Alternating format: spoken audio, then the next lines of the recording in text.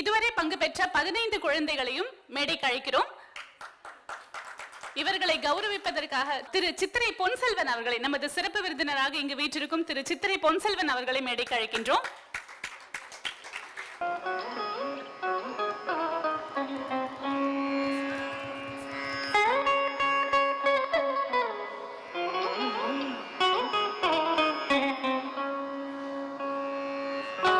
அரங்கம் நிறைந்த நிகழ்வாய் நடந்து கொண்டிருக்கும் டீம் மோகனா குழுவினரின் கம்போசர்ஸ் டே, பாரதியை இசை கவிஞராக கொண்டாடும் இந்த நிகழ்விற்கு சிறப்பு விருந்தினராக வந்திருக்கும் திரு சித்திரை பொன் செல்வன் அவர்களை மேடையில் தங்களது கருத்துக்களை பகிர்ந்து கொள்ளுமாறு கேட்டுக்கொள்கிறோம்.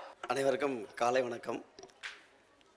என்னை இந்த விழாவுக்கு அழைத்தமைக்கு மிக்க நன்றி.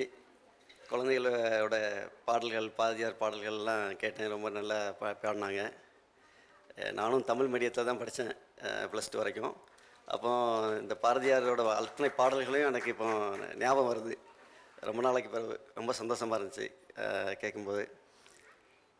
பாரதியார் நம்ம நினைக்கும் போதே பாரதியாரோட கவிதைகளை தான் நம்ம நினைப்போம். இந்த குழந்தைங்க மாதிரி எனக்கு மனப்பாடமாக பாட தெரியாது. ஒரு பாட்டை எடுத்து வச்சுருக்கிறேன்.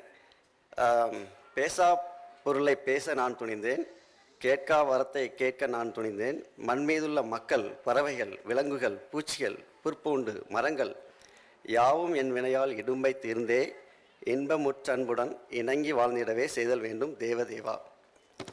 ஸோ 100 years பிஃபோர், 100 வருஷத்துக்கு முன்னாடி பாரதியார் இந்த உலகம் மனுஷனுக்கு மட்டும் இல்லை, this planet is not only for human beings, it is for all the species. Life on land, life under water, they are all very important. அப்படிங்கிறத 100 years முன்னாடியே சொல்லியிருக்காரு. 100 years முன்னாடி எந்த ஒரு கவிஞரும் எந்த மொழியிலுமே யாருமே இந்த அளவுக்கு யோசிச்சிருக்க முடியாது. But today, in the past 20 years, we have lost more than 80% of biomass insects from the planets. நம்ம வேடந்தாங்கல் பறவைகள் சரணாலயம் இது கேள்விப்பட்டிருப்போம். இந்தியாவிலேயே ஒரு ரொம்ப பழமையான பறவைகள் சரணாலயம். Every year more than 40,000 birds used to come to this place during the migratory season. This year when they came, they travel all over the world, long distance. Land ஆகும்போது ஜான்வரியில், லாஸ்ட் 2 months பிஃபோர், நமக்கு தண்ணி இல்லை, சரணாலயத்தில் தண்ணி இல்லை. Most of the birds died, disappeared. So அது மட்டும் இல்லை, இந்த பாரதியார் நமக்கு நுண்ணுயிர்கள் பற்றியும் பேசியிருக்காரு, விவசாயத்தை பேசியிருக்காரு, மண்ணை பற்றி பேசியிருக்காரு. சாயில், நம்மளோட சாயில் சாண்டாக மாறிட்டுருக்கு. சாயிலில் லைஃப் இல்லைன்னா அது சாண்டாக மாறிடுது. ஆர்கானிக் கண்டென்ட், நியூட்ரியன்ட் கண்டென்ட் எல்லாம் போயிடுச்சு. Soil is a habitat upon which zillions of lives thrive. Because of the thriving life, we grow food, we get everything, vegetables, fruits, everything. This is the only place, if you put seed, we get fruits, we get vegetables, we get food. அதனால தான் நம்ம தாய் மண்ணுன்னு சொல்கிறோம். Because we cannot live with the inert mother, or we cannot live with a dead mother. In the last 30 years, as I told you, more than 80% of the biomass insects have disappeared. If you go into rainforest, the organic content, nutrient content, the life, there will be around 70%. But in normal agriculture soil, there should be at least 3% of the organic content. But today in India, for example, more than 60% of India's soil, the organic content is 0.5% or less than that. We are on the verge of desertification. Population is growing, soil erosion is happening, the land available for food production is reducing. Population நமக்கு இப்போ 8 billion people. 100 years before 1.9 billion people.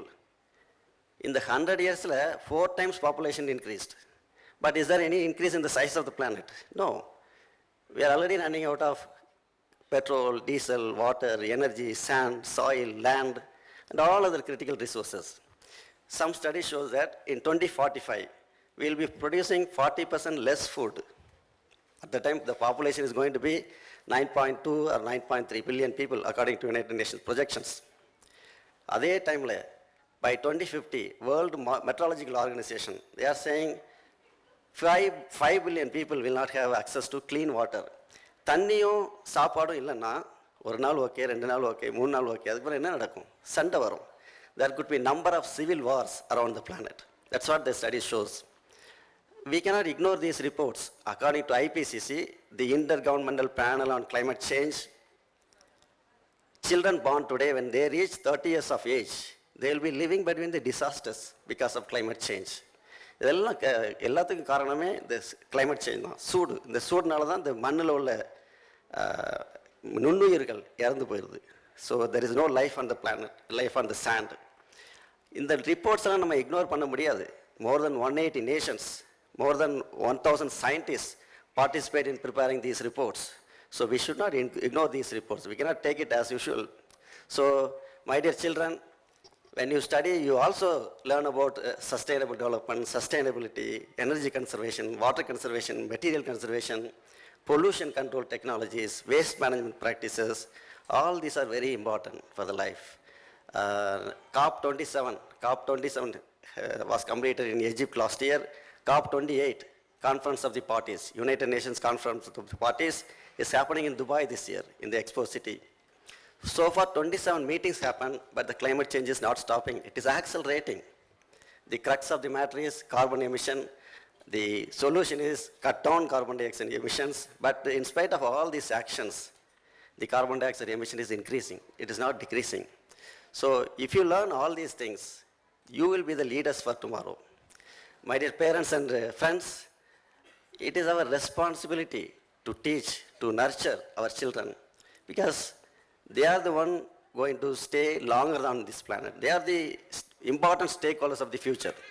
Therefore, we need to teach our children about the sustainable development. So with this, I will conclude my talk. Thank you so much. Thank you for giving me the opportunity. Thank you. மிக்க நன்றி திரு சித்திரை பொன் செல்வன் அவர்களே. பல விருதுகளை அள்ளி குவித்திருக்கும் திரு சித்திரை பொன் செல்வன் அவர்கள் அமீரகத்தின் அடுத்த விண்வெளி பாதையில் தனது பங்காற்றிருக்கின்றார். கிளி எனப்படும் தி கிரேட் லூனார் எக்ஸ்பெடிஷன் எனப்படும் ஒரு சிறிய முயற்சியில் அவரது பங்கு மிக பெரும் பங்கு இருக்கின்றது. அவருக்கு நமது வாழ்த்தையும் வணக்கத்தையும் தெரிவித்துக் கொள்கிறோம்.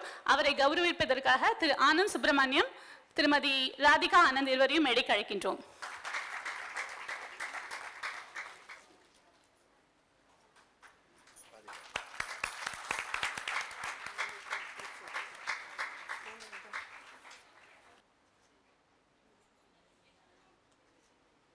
நன்றி திரு சித்திரை பொன் செல்வன் அவர்களே. நமது நிகழ்ச்சிக்கு சிறப்பு விருந்தினர்களாக வந்து முன்னணியில் வீற்றிருக்கும் திருமதி லதா நாராயணன் அவர்களையும், திருமதி கவிதா கிருஷ்ணன் அவர்களையும், திருமதி ஜானகி கண்ணன் அவர்களையும், திரு கண்ணன் அவர்களையும் அனைவரையும் வரவேற்கின்றோம்.